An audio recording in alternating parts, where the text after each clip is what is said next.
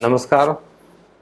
कैसे हैं आप? सब बढ़िया हैं? मुझे पता है आप अच्छे ही होंगे, सब स्वस्थ हैं। हमारा ये निर्वाणा का पहला टॉपिक चल रहा है। इस सेशन में हेल्थ से रिलेटेड है, 4 पिलर पे बात की थी। आज हम बात करेंगे खाने का सबसे इम्पोर्टेंट न्यूट्रिएंट कार्बोहाइड्रेट के बारे में। कार्बोहाइड्रेट्स क्या हैं, उनको कितना लेना चाहिए, कैसे खाना चाहिए, कौन कौन से लेने चाहिए, कौन से नहीं, क्या इफ़ेक्ट करते हैं बॉडी में, क्यों लेने चाहिए ये, इनकी क्या ज़रूरत है बॉडी में, इस सब के बारे में बात करेंगे। और कौन से गुड कार्बोहाइड्रेट्स हैं जो बॉडी पर अच्छा असर डालते हैं, कौन से थोड़े से बुरे होते हैं जो कि नेगेटिव इफ़ेक्ट भी डालते हैं, उसके बारे में बात करेंगे। आज इस सेशन की जो वीडियो बनेगी वो हमारी यूट्यूब पे भी जाएगी और हमारा चैनल है निर्वाणा, उसको आप लाइक शेयर सब्सक्राइब करें, लोगों तक पहुंचाएं जिससे कि इसका ज़्यादा से ज़्यादा लोग फ़ायदा उठा सकें। देखो, खाने के बारे में, खाना हमारा सबसे इम्पोर्टेंट टॉपिक है जो कि हमारी बॉडी को, हमारे फेस को, हमारे कैरेक्टर को डिफ़ाइन करता है। लेकिन सबसे ज़्यादा नेग्लिजिबल आइटम है ये, सबसे ज़्यादा नेग्लिजिबल टॉपिक है। इसलिए मैंने इस पे बात करना चाहा कि मैं थोड़ी सी जानकारी आपको दूं जिससे कि आप कम से कम इसका सिलेक्शन तो प्रॉपर कर सकें। तो आइए बात करते हैं, शुरू करते हैं। कार्बोहाइड्रेट्स क्या होते हैं? 7 न्यूट्रिएंट्स हैं हमारे खाने में जो हम बाहर से लेते हैं खाने के थ्रू, जिनकी हमारी रिक्वायरमेंट्स हैं।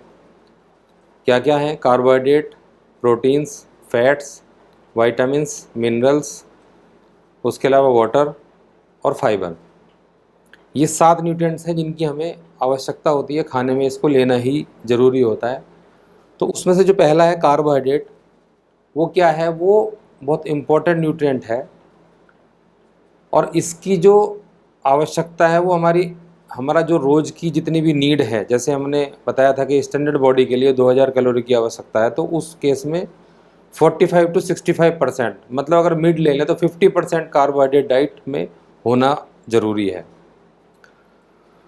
अभी हम एक बात करेंगे कि कार्बोहाइड्रेट करता क्या है।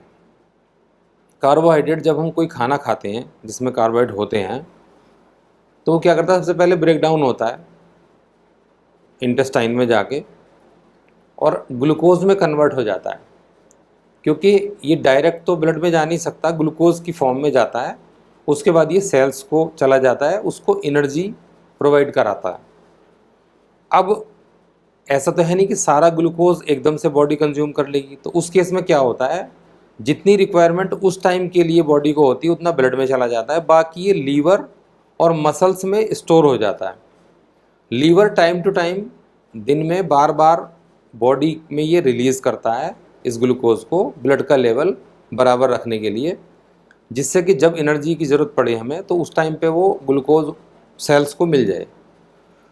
अच्छा, मसल्स में क्या करता है? मसल्स को ये एनर्जी प्रोवाइड करता है वर्क करने के लिए, फ्यूल की तरह से। जैसे फ्यूल किसी गाड़ी को चलाने के लिए होता है, इस तरह से मसल्स को वर्क करने के लिए ग्लूकोज की ज़रूरत होती है फ्यूल के रूप में। ये दो तरह से काम करता है। अब इसमें है क्या? अगर आप इसका इंटेक ज़्यादा ले लोगे, जैसे आपकी रिक्वायरमेंट 2000 कैलोरी है डेली नीड्स, उस केस में 50% आपको लगभग 900-1000 कैलोरी लेनी थी और आप ले गए ज़्यादा, आपको 1500 कैलोरी कार्बोहाइड्रेट की आ गई, तो होगा क्या? ये ग्लूकोज में कन्वर्ट होगा, जितने यूज़ होगा उतना जाएगा, बाकी जो लीवर से भी अगर एक्सेस हो जाएगा, जो रोज़ की नीड है, उसके अलावा वो ग्लाइकोजन में कन्वर्ट होगा और फिर ये फैट में कन्वर्ट होके हमारी जितनी मसल्स हैं या जितना हमारे, जैसे बॉडी के जो मसल्स वाले पार्ट है, जैसे टमी एरिया, थाइज़, काफ या हाथ के जो ये वाले हिस्से हैं, इनमें ये स्टोर हो जाएगा। इसीलिए जब हम कभी खाना नहीं भी खाते हैं तो इतना फ़र्क नहीं पड़ता, क्योंकि बॉडी अपने इन्हीं स्टोर वाले पार्ट में से उस ग्लूकोज को, उस फैट को फिर से कन्वर्ट करती है ग्लूकोज में और फिर से लीवर के थ्रू वो ब्लड में आ जाता है। तो वो कमी हमारी खाने की कभी रहती नहीं है बॉडी में, अगर किसी वजह से हम कम भी खा रहे हैं तो उसको ये बैलेंस रखता है। लेकिन अगर ज़्यादा एक्सेस हो जाए तो ये तो क्या होगा? फिर जब यहाँ भी इसको जगह ना मिले, थाइज़ में भी ज़्यादा हैवी हो जाए, टमी एरिया भी आपका फुल हो गया, तो क्या होगा? ये ऑर्गन के बीच में स्टोर होना शुरू होगा। अब ऑर्गन्स के बीच में जब स्टोर होगा तो एक लेयर बनाएगा, उन ऑर्गन्स की जो फंक्शनिंग है उसको भी ये इफ़ेक्ट करता है। उस फैट को बोलते हैं विसरल फैट, और वो सबसे ज़्यादा हार्ड वाला फैट होता है। और वो क्या करता है फिर, जितने भी ऑर्गन्स हैं, जैसे हमारा हार्ट है उसको पंपिंग करनी है तो उसको वो रोकता है, लीवर है उसको, सारी चीज़ मसल से बनी हुई है तो उनको वो उनकी फंक्शनिंग में कहीं ना कहीं उसको हैम्पर करता है। यहाँ हम बात करेंगे टाइप ऑफ कार्बोहाइड्रेट्स की। दो तरह के होते हैं, सिंपल और कॉम्प्लेक्स। सिंपल कार्ब कौन से वाले होते हैं, जो कि ईजी टू ब्रेक डाउन हो जाते हैं, ईजी टू डाइजेस्ट होते हैं, और ये डाइजेस्ट होने के बाद जब ग्लूकोज में कन्वर्ट होते हैं तो तुरंत ये इंसुलिन को स्पाइक करते हैं, क्योंकि ग्लूकोज का लेवल जैसे ही ब्लड में बढ़ेगा तो पेंक्रियाज इंसुलिन क्रिएट करेगा उसको यूज़ करने के लिए, लेकिन वो इतना ज़्यादा यूज़ नहीं हो पाता, इसलिए वो इस पे भी इफ़ेक्ट डालता है। मतलब एक तरह से ये जो टाइप 2 डायबिटीज़ है उसको भी इफ़ेक्ट करता है, उसको बढ़ाने का काम करता है, या अगर डायबिटिक हैं तो एकदम से उसको बढ़ा देगा। अब क्या है, दूसरा क्या है, इसमें कोई फाइबर नहीं होता है। जैसे कि एग्जांपल के लिए अगर बात करें तो जो सिंपल राइस है, वाइट राइस, वो है, पोटैटोज़ हैं, पास्ता है, शुगर है, कैंडी हैं, जितने सिरप्स हम लेते हैं, जो भी जूसेस वगैरह जो आर्टिफिशियल हैं वो सारे, उसके अलावा चॉकलेट्स, उसके अलावा जो कुछ आइटम ऐसी जो कि मिल्क से बनी है, मिल्क प्रोडक्ट। अब इनकी वजह से क्या होता है, जल्दी जल्दी हमें भूख भी लगती है, क्योंकि एकदम से जब ग्लूकोज क्रिएट हुआ उतना कंज्यूम नहीं किया बॉडी ने, तो उसको स्टोर कर दिया उठा के।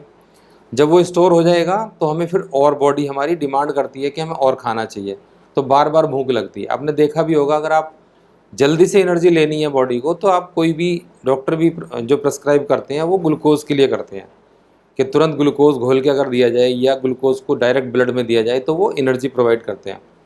तो ये इस तरह के कार्ब हैं जो कि तुरंत एनर्जी देते हैं और जल्दी ही भूख लगाते हैं। तो इसका क्या असर होगा, ये जल्दी स्टोर भी होंगे बॉडी में, जो एक्सेस क्वांटिटी होगी, आप ज़्यादा खाओगे भूख लगेगी तो स्टोर हो जाएंगे, तो उससे क्या होगा, आपको ओबेसिटी हो सकती है, मोटापा बढ़ सकता है।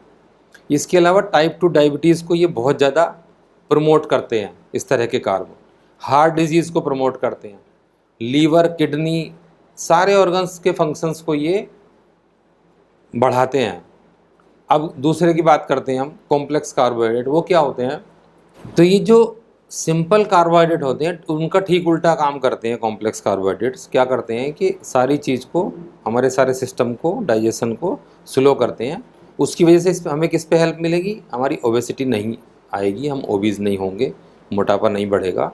उसके अलावा जो डायबिटीज़ है उसको भी ये प्रमोट नहीं करेंगे, स्लो करेंगे। अगर कोई डायबिटिक हैं भी तो उनको रिकमेंडेशन होती है कि आप इस तरह के फूड ही खाएं।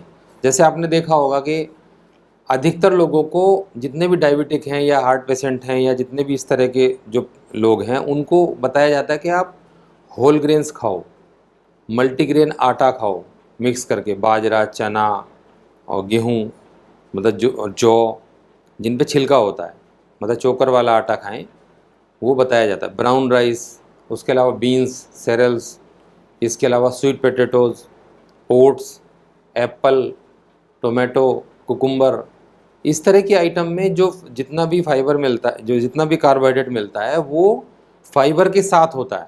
इन सब में फाइबर भी साथ में होता है, इसलिए ये सारा इनका फंक्शन जो है वो चेंज हो जाते हैं। तो हमें क्या करना चाहिए, अब हमने दो चीज़ यहाँ सीखी कि एक तो हम जो कार्बोहाइड्रेट खाएंगे। अच्छा, अब मैं क्वेश्चन, अब आप इन सबको सुनने के बाद ये भी कह सकते हैं कुछ लोग कि हम फिर कार्बोहाइड्रेट खाते ही क्यों हैं, अगर इतना इनका नुकसान होता है तो। जैसे हमने सिंपल कार्ब की बात की, तो हम खाते ही क्यों हैं, अगर हम कार्बोहाइड्रेट ना लें तो क्या होगा, क्योंकि कार्बोहाइड्रेट एक ऐसा न्यूट्रिएंट है जिसके थ्रू हमें बॉडी को एनर्जी लेनी होती है। तो क्या होगा, एनर्जी नहीं मिलेगी तो थकान होगा। उसके अलावा जो ब्रेन है वो हमारा लेज़ी रहेगा, डाइजेशन सिस्टम वीक होगा हमारा। उसके अलावा हमें हेडेक वगैरह हो सकते हैं, इस तरह की प्रॉब्लम्स हो सकती हैं। तो यहाँ पे आज हमने क्या जाना कि जो हम खाना खाते हैं, जितनी भी कैलोरी हम रोज़ इंटेस्टाइन में देते हैं या अपनी बॉडी को देते हैं खाने के थ्रू, उस खाने को हमें सेलेक्ट करते टाइम ये चीज़ें हमें ध्यान में रखना चाहिए कि हमें सिंपल कार्ब नहीं खाने हैं, कॉम्प्लेक्स कार्ब खाने हैं जो कि छिलके वाले हों। सिंपल लैंग्वेज में अगर मैं कहूँ तो जितने भी जो भी चीज़ें हैं, जितना भी आटा है या जितनी भी जो हम कार्ब वाली आइटम खा रहे हैं, वो सारी ऐसी हों जो कि स्लो पचने वाली हों और देर तक वो भूख को ना लगने दें। ये आज का हमारा मेन वो था। और इसको शुरू करने में ना ज़्यादा टाइम नहीं लगाना चाहिए, क्योंकि इसके लिए कोई आपको कोई बहुत बड़ा प्रोजेक्ट नहीं करना, बहुत ज़्यादा आपको इसके बारे में सोचना समझना नहीं है। अगर आपकी समझ में ये चीज़ आ गई है तो मैं यहाँ पे एक बात कहना चाहूँगा कि आप लोगों को बताएं इसके बारे में जितना लोगों को हो सकता है। और हमारी वीडियो जब उस पर जाएगी तो आप उसको भी लोगों को शेयर करें। निर्वाणा के नाम से हमारी रहेगी। और कार्बोहाइड्रेट के बारे में इसमें मैंने आपसे बात की। यहाँ मैं एक बात कहना चाहूँगा चलते चलते कि what is coming is better than what is gone. आप स्वयं विचार कीजिएगा। नमस्कार।